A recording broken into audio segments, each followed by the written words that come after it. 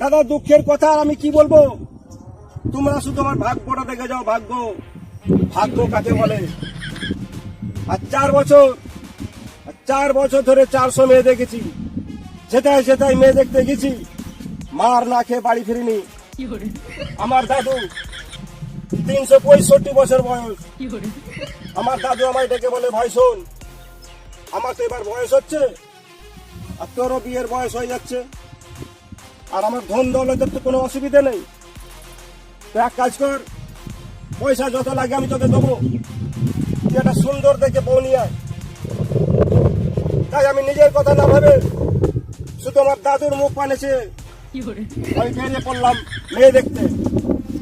এই তো সেদিনে মেদিনীপুরে মেয়ে দেখতে গিয়ে শুধু একটা কথা ভুলের জন্য সবাই মিলে আমাকে গাছে বেঁধে দড়ি দিয়ে কি কেলানো।